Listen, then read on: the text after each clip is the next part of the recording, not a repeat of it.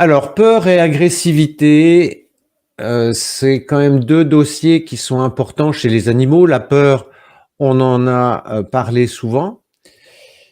L'agressivité, on en parle moins, mais c'est un aspect à prendre en compte puisque je vous montrerai en fin de live, dans la partie sagesse, qu'en fait, l'agressivité et la colère est la résultante de la peur.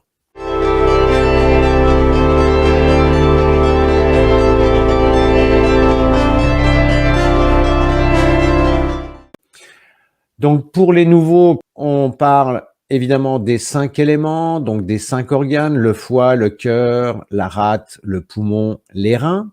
Et dans la peur et l'agressivité, eh bien, sont impliqués l'eau, c'est-à-dire les reins, le bois, c'est-à-dire le foie, et le feu, le cœur. Alors, l'émotion associée aux reins. Est-ce que vous vous souvenez dans les 5 éléments, quand on a vu les 5 éléments? Eh bien, l'émotion associée au rein, si vous avez pensé dans votre tête la peur, puisque je ne vous ai pas entendu crier, c'est très bien. L'émotion associée au bois, eh bien, d'un point de vue générique, on parle de colère, mais il faut entendre aussi la jalousie, la rancune. Il faut entendre le côté un peu ronchonou, si vous voulez. Voyez, si vous avez dans votre entourage des femmes qui sont un petit peu perturbées avant les règles, eh bien, vous voyez un petit peu ce que je veux dire. Ronchonou. Quelqu'un de ronchonou, c'est quelqu'un qui est toujours en train de râler, qui est facilement irritable, qui va trouver toujours quelque chose pour pouvoir exprimer son agressivité, son mal-être. Ça peut arriver chez les animaux et en particulier chez les chevaux et notamment les juments lorsqu'elles sont en chaleur. Et ensuite, ronchon. Ah, on me dit ronchon. Ah bon, voilà. Il y a des spécialistes. Alors, ensuite, le cœur, le feu, eh bien, l'émotion associée au cœur, c'est la joie. Alors, aujourd'hui, dans ce que je vais vous présenter, la joie ne rentrera pas en ligne de compte, mais le cœur, oui. Et je vais vous expliquer ensuite pourquoi. Voilà, donc les émotions, peur, colère, et on va voir que la joie n'intervient pas directement, mais elle est quand même présente. Alors, puisqu'on parle de la peur, je vous rappelle quand même qu'on en a parlé longuement à travers nos différentes vidéos et que j'y ai consacré une vidéo spécifique, spéciale. Là, je vous ai mis la vignette, si vous voulez aller la chercher sur la chaîne. C'est quel type de maître êtes-vous? Et elle fait référence à 9 peurs. Donc, là, j'essaie dans cette vidéo, de bien lister chaque peur pour montrer l'interaction entre les peurs du maître et les peurs de l'animal. Si vous ne l'avez pas visionné, je vous invite vraiment à le faire parce que j'ai pas mal phosphoré sur cette vidéo et je pense qu'il y a quand même des choses assez intéressantes qui valent le détour. Alors, ensuite, on va étudier les différents cas. Le premier cas qui fait référence à la peur est en fait ici, dans les troubles du comportement, on va avoir l'animal. Alors, c'est vrai aussi pour les humains, hein. Je rappelle que tout ce que je dis pour les animaux sont valables pour les humains, sans exception. Ici, vous avez une peur, évidemment, au niveau des reins, qui est à mettre en relation bien souvent avec une déficience de yin, parce que c'est un peu le point faible des animaux, j'en ai souvent parlé, les animaux ont plutôt tendance à avoir un yin qui est plus fragile ou plus faible que le yang, et pour cette raison, la peur est toujours active chez les animaux, ne serait-ce que parce que c'est leur mode de défense, c'est-à-dire que c'est parce que les animaux sont en mode peur, le mode peur est toujours activé, qu'ils peuvent fuir en cas de danger. Pour eux, la peur, c'est le signal d'alarme qui permet de connecter au danger et de tout de suite se mettre en état de fuite. Et cette peur va avoir une action donc au niveau du yin des reins. Et je vous ai expliqué dans les vidéos passées que les reins étaient très copains avec le foie, le yin des reins était très copain avec le foie, mais le yin des reins est très copain avec le yin du cœur. Et ça va avoir un impact aussi sur le cœur, puisqu'on a vu que le feu et l'eau étaient très copains. Donc le cœur va aussi avoir un yin déficient. À ce moment-là, ce n'est pas de la joie qui va se manifester, mais c'est une sorte d'affolement. C'est-à-dire que il va se passer des choses au niveau de l'esprit, où l'esprit va un peu faire n'importe quoi.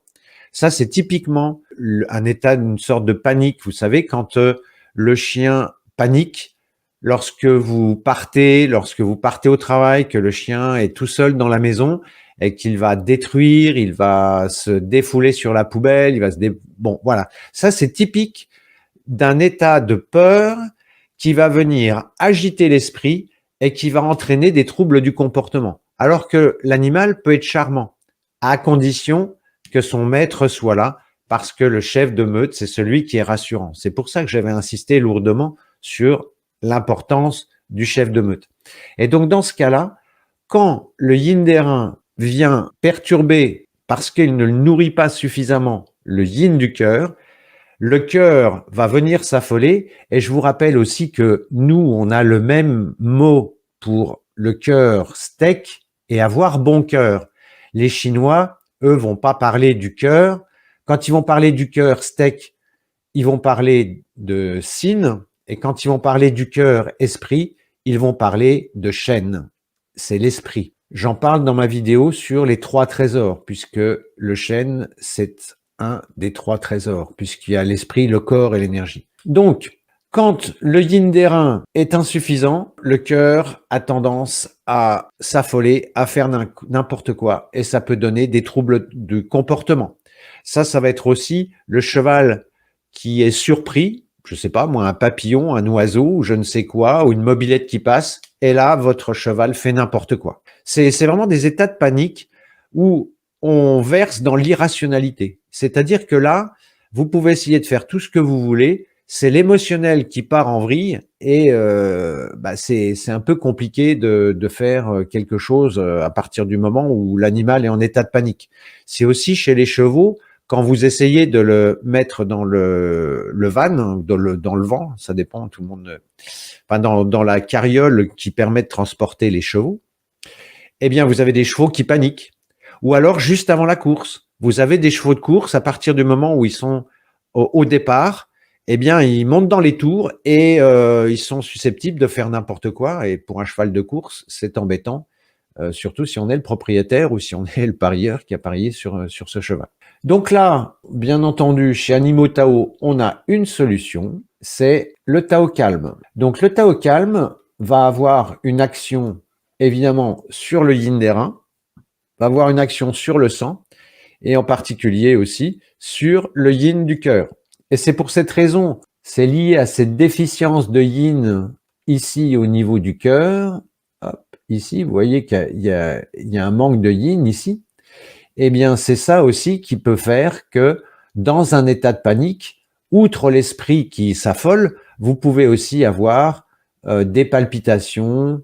Alors, palpitations, c'est un terme générique, hein. Il peut y avoir accélération cardiaque, il peut y avoir tachycardie. Enfin, vous sentez le cœur qui bat anormalement, voire même quand vous êtes un humain, vous sentez, si vous voulez, le cœur battre dans votre poitrine, ce qui va avoir pour effet de renforcer l'angoisse aussi, parce que on se demande ce qui va nous arriver. Donc ça, c'est quelque chose qui est quand même assez fréquent chez les animaux.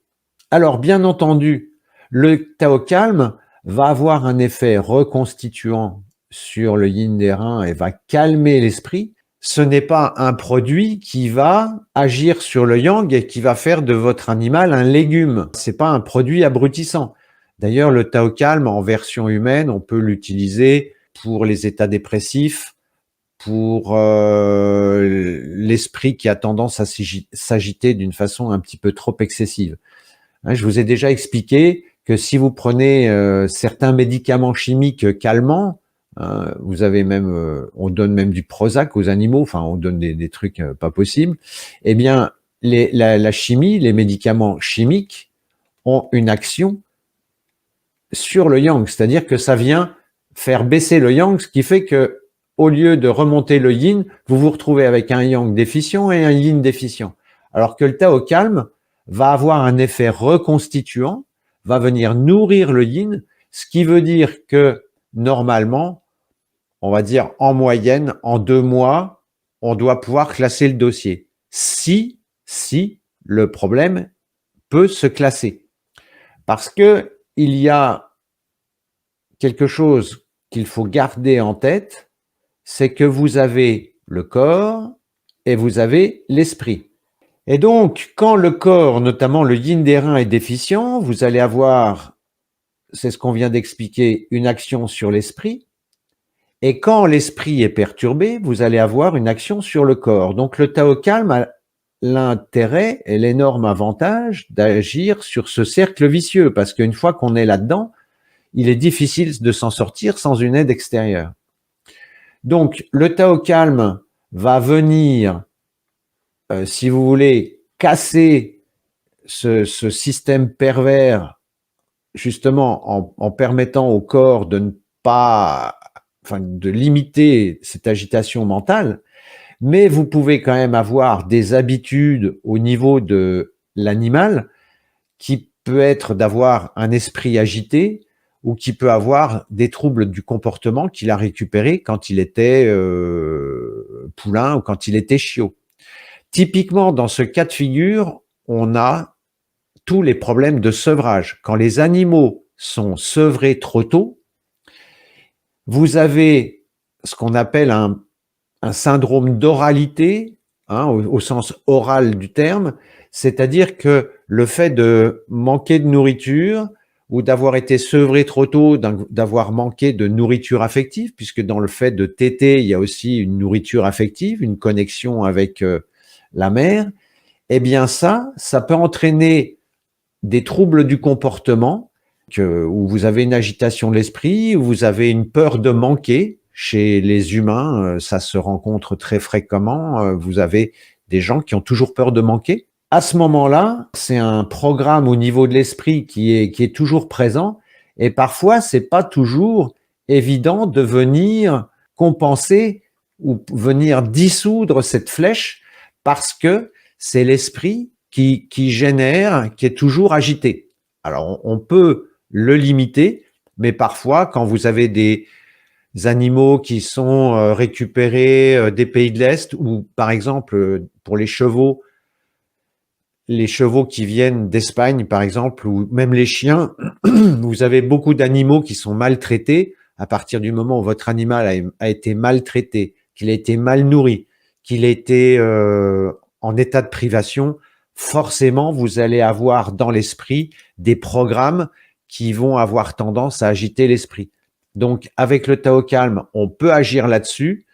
Si ça doit fonctionner dans les 2 mois. Si au bout de 2 mois, vous n'avez pas un résultat significatif, ça veut dire que le problème, il n'est pas dans ce cercle vicieux, il n'est pas sur cette flèche-là, sur cette flèche corps-esprit, il est sur la flèche esprit-corps.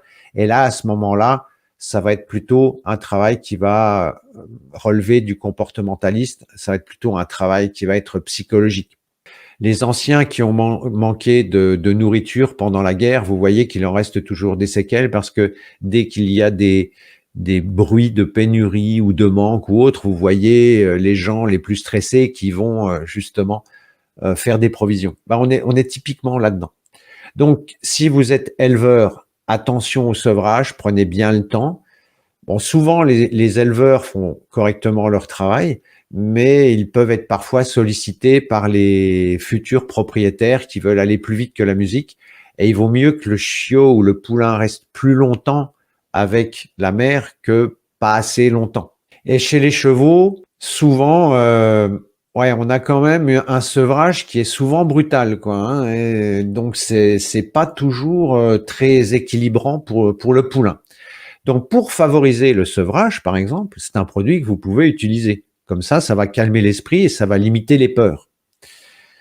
Donc là, on a la possibilité avec ce produit-là d'agir sur l'esprit via le biais du corps, mais là encore, ça ne fait pas de miracle. Donc, si ça ne fonctionne pas au-delà de 2 mois, c'est qu'on est sur une autre problématique et il faudra prendre une autre entrée pour résoudre le problème.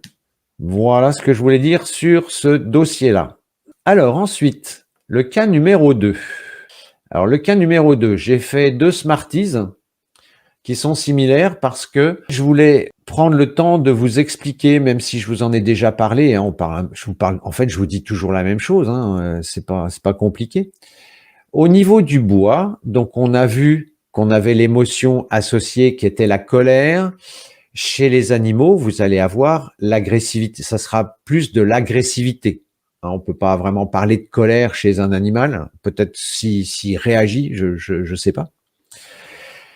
Et l'agressivité chez un animal, c'est pareil. Ça dépend aussi de l'animal. Si vous avez un malinois, si vous avez un chien que vous entraînez au mordant, si vous avez un pitbull ou ne serait-ce qu'un berger allemand. Alors, je dis pas que le berger allemand est agressif, mais vous voyez bien que dans l'esprit, on est sur un chien de défense, on est sur un chien militaire, vous voyez, donc, si on prend ces chiens-là, pour cela, pour ces tâches, c'est parce qu'ils ont une prédisposition.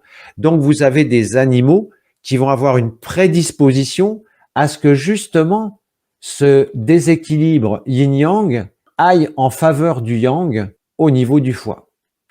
Donc, ce qui veut dire que quand on va être dans le cadre de l'agressivité ou du côté ronchon, eh bien, vous pouvez être ici. Alors, qu'est-ce qui fait qu'un animal peut être ronchon? C'est le fait que vous avez un blocage de foie.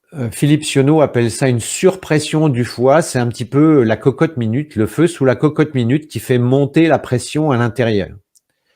Donc ça, généralement, c'est lié à un stress. Alors le stress, il apparaît quand il y a un manque d'adaptation. Et qu'est-ce que vous allez trouver comme signe clinique, outre le fait qu'il y a un côté un petit peu ronchon? Chez les juments, vous pouvez avoir des problèmes ovariens.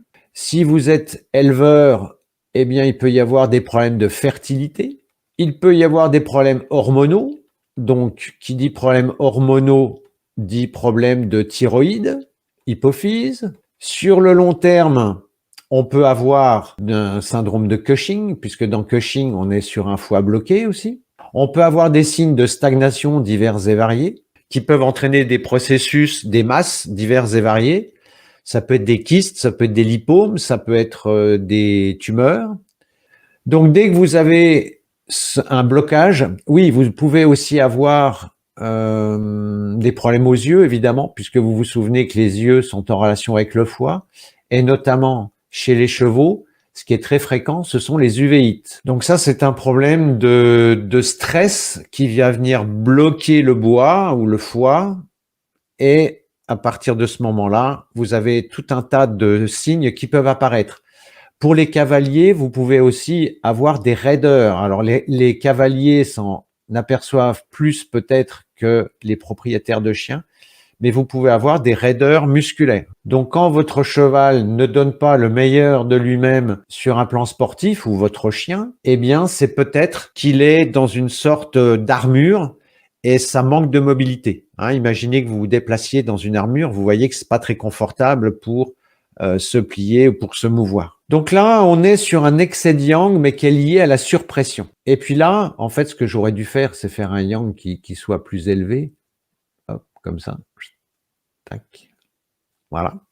Et donc, ici, quand vous avez cette surpression au niveau du foie, eh bien, ici, vous avez la cocotte minute qui va chauffer, puis vous avez je sais pas comment ça s'appelle, le truc sur la cocotte minute qui pchite, hein, vous avez la cocotte minute qui pchite, voilà. C'est parce qu'il y a de la vapeur à l'intérieur. Et ben là, c'est ce yang qui monte, c'est le bois qui a tendance à chauffer. Et à ce moment-là, vous allez avoir véritablement, je dirais là, de l'agressivité, et il y en aura d'autant plus que l'animal sera prédisposé à avoir du yang ou à mobiliser son yang. Alors, je parlais des malinois, je parlais des bergers allemands, je parlais des pitbulls, mais ça peut être aussi les pur-sang, les espagnols, vous avez des races où ça monte très très vite dans les tours. Alors oui, ce que je voulais vous dire ici, c'est qu'avec un foie bloqué, vous serez plutôt dans l'hypothyroïdie, alors que ici, vous serez plutôt dans l'hyperthyroïdie. C'est pour ça que l'hyperthyroïdie, on la trouve aussi plus facilement chez les chats, parce que le chat est beaucoup plus yang, beaucoup plus sauvage, Et vous voyez que, je dirais, bon, si c'est votre chat, il va être docile, mais autant vous pouvez avoir un chien qui va être sympa avec tout le monde, autant un chat sympa avec tout le monde, ça va être parfois un petit peu plus compliqué. Moi, j'avais une amie qui avait un chat, quand il était sur le canapé, on s'asseyait à côté du canapé, on n'essayait pas de se mettre sur le canapé. Alors que mon chien, c'était un chien d'accueil, quoi. Je veux dire, lui, même les voleurs, il leur faisait la fête. Oui, donc je vous parlais par rapport au foie bloqué. Donc ça peut donner un manque d'adaptation. Et quand vous êtes vraiment dans un excès de yang du foie, bah, ça va donner des problèmes d'agressivité, de sociabilité et de comportement en groupe, quoi. Alors, au niveau ici des solutions animaux Tao, vous avez le Kani Taogan. Le Taogan, on va plutôt l'utiliser, je dirais, sur les femelles. Et puis souvent aussi, ce foie qui bloque va venir agresser le système digestif. Donc, on peut utiliser avantageusement aussi le Kani Tao Wei. Ça, c'est tout à fait possible. Ça dépend en fait des signes. Si vous êtes plus sur des signes gynéco, il faudra plutôt utiliser le Taogan. Si vous êtes plus sur des signes digestifs, il faudra plutôt utiliser le Tao Wei. Et donc pour les animaux, si vous êtes en équi, vous avez le Tao Zen. Donc là encore, à utiliser quand les chaleurs sont compliquées. Et puis quand vous avez des uvéites, ça on en a déjà parlé quand on a fait la vision, vous avez un produit, donc Eki Tao Mou. Voilà. Dans ce cas-là, on va utiliser le Tao Hot. Voilà. Le Tao Hot a pour effet de venir tempérer ce yang du foie pour le faire redescendre à un niveau qui soit correct. Ça, c'est le rôle du Tao Hot. Donc, bien évidemment, c'est le même produit pour l'hyperthyroïdie ou c'est le même produit pour les maux de tête. Ça, cette configuration, alors ici, le foie qui chauffe, hein, bien entendu, c'est le processus qui s'aggrave. Et chez les humains comme chez les animaux, ça donne de l'hypertension. Et je vous avais expliqué quand on avait fait la vidéo sur l'insuffisance cardiaque que l'hypertension chez l'animal, notamment le chien, était relativement asymptomatique et on s'en rendait compte que quand il y avait une insuffisance cardiaque, quand le cœur avait fatigué. Mais chez les humains, si vous avez tendance à avoir des maux de tête, ça donne aussi les migraines ophtalmiques. C'est toujours ce yang du foie. De toute façon, le yang du foie, on va le voir tout à l'heure, a tendance à faire monter l'énergie. Donc, tout ce qui a tendance à trop monter est à relier au yang du foie. Ça, c'est quelque chose d'universel. Le foie bloqué aussi, ça peut, chez les animaux, ça peut vous donner les yeux qui pleurent. Hein, ça, c'est typique. Voilà. Quand vous êtes sur des troubles du comportement, il est important de distinguer si vous êtes sur le premier cas, c'est-à-dire l'esprit qui a tendance à s'agiter parce que les reins sont faibles. Donc là, on sera plutôt dans un esprit de peur, alors que dans ce cas-là, eh bien, on sera plutôt dans un esprit d'agressivité, de ronchon, de problème d'adaptation. Mais ça peut donner aussi une agitation au niveau émotionnel, parce que rappelez-vous que dans les 5 éléments, ici, regardez, dans les 5 éléments, vous avez le bois qui nourrit le feu. Donc, si vous avez trop d'énergie ici, vous en aurez trop ici. Alors que quand on est au niveau des reins, on est sur le cycle de contrôle. Ce sont les reins qui contrôlent mal le cœur. Hein, on n'est pas sur la même flèche. Mais dans les deux cas, que ça soit celui où vous avez l'esprit qui est agité, on a une hyperactivité émotionnelle. Et puis, dans ce cas-là, vous pouvez avoir aussi une hyperactivité émotionnelle, surtout quand c'est un excès de yang du foie ici. Et une fois que l'animal est parti en étant bien excité, bien agressif, bien remonté, vous voyez qu'il faudra un certain temps avant qu'il redescende en pression, quoi. Ce yang, il peut monter aussi quand vous faites du mordant, quand vous êtes dans une logique de compétition, vous allez stimuler le yang, et ce qui peut donner une forme d'agressivité. Alors, chez les sportifs, vous avez la bonne agressivité, enfin, si vous voulez, c'est la combativité, on va dire. pour donner quelque chose de positif à ce yang. On va appeler ça la combativité. Et quand ça dépasse une certaine limite, ça devient de l'agressivité. Et vous voyez qu'en compétition, vous avez des gens qui peuvent être particulièrement odieux parce que la compétition fait monter ce yang, alors que dans la vraie vie, ils peuvent être charmants. Mais à partir du moment où ils sont dans un contexte de compétition, vous avez ce yang qui va monter et qui peut les rendre un petit peu émotionnellement pas très sympas. Voilà, j'ai fait à peu près le tour de ce que je voulais vous dire. J'ai vu des questions passer. Si vous avez un doute, utilisez le Tao Calme en première intention pour calmer l'esprit, pour calmer le jeu. Vous voyez si ça fonctionne ou pas, parce que le hot, c'est quand même un produit qui fait baisser le yang, qui est quand même assez puissant. Qu'avec le Tao Calme, vous ne ferez jamais de bêtises, puisque de toute façon, on est sur une reconstitution du yin et du sang. Ouais, donc à partir du moment où on est sur des perturbations émotionnelles, sur des stress, si le cheval a été confronté à de la peur, pour moi, c'est plutôt Tao Calme d'entrée. Le hot, il est vraiment à réserver pour des animaux très agressifs, ou alors si vous avez des signes objectifs d'excès de yang, comme l'hyperthyroïdie, comme des maux de tête que peuvent déceler les ostéos, comme qu'est-ce que vous pouvez avoir d'autre, des sinusites, des conjonctivites. Vous voyez, des choses où vous sentez qu'il y a de la chaleur qui sort par la tête, quoi. Enfin, qui se manifeste au niveau de la tête. François Xavier, bonsoir. C'est la première fois que je vois Lola n'a pas eu peur des chasseurs et des feux d'artifice alors qu'elle va avoir 12 ans. Cela m'a très surpris. Alors effectivement, plus le terrain va être équilibré, donc Lola c'est un bouvier bernois pour ceux qui ne le savent pas, et donc oui, à partir du moment où le terrain commence à se rééquilibrer, eh bien au niveau du foie, au niveau du cœur, au niveau du yin, eh bien vous voyez que vous pouvez redécouvrir un animal plus paisible, alors que vous disiez bah c'est son comportement, c'est sa nature, etc. Bien sûr qu'il y a une disposition, on va dire génétique liée à la race, mais si on fait bien attention à équilibrer ce yin et ce yang, on arrive quand même à rectifier pas mal le tir. Moi, je l'ai vu sur des Espagnols qui étaient ingérables. Eh bien, on arrive à des chevaux qui sont relativement paisibles, quoi. Mais il y a des races de toute façon, que ça soit malinois, espagnol, pur sang. Dès qu'on est sur un tableau clinique avec des problèmes digestifs, des coliques, des machins, des trucs, hop, c'est quasiment le hot, je dirais pas systématique, mais presque. Et là, à partir du moment où on calme le jeu, on calme aussi l'émotionnel, parce que si l'émotionnel part en vrille, ça peut donner tout un tas de problèmes divers et variés. N'oubliez pas que le chêne, c'est le cœur et le maître des organes. Alors ensuite, Radek, y a-t-il une possibilité d'une variante Yang-Su? Alors en matière de comportement, oui, sauf que je vous ai expliqué que la déficience de Yang chez les animaux, elle est quand même très rare, et que quand l'animal est en déficience de Yang, c'est que on est déjà dans une configuration où il n'y a pas lieu d'être optimiste.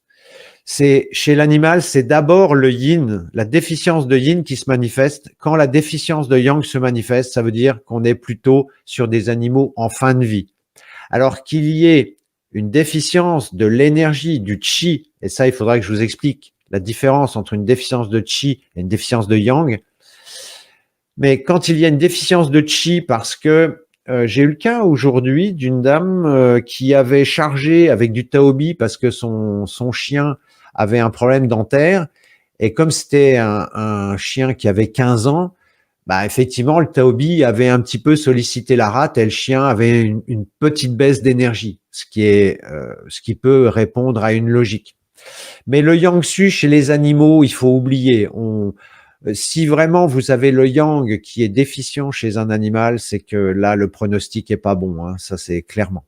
Par contre, qu'il faille tonifier le chi de temps en temps, oui, quand vous avez de la diarrhée, quand vous avez un animal qui est apathique, qui manque d'entrain, qui est triste, on peut avoir le besoin d'agir sur le chi, mais je vous recommande avant d'agir sur le qi, c'est d'agir ou sur le yin ou sur le sang.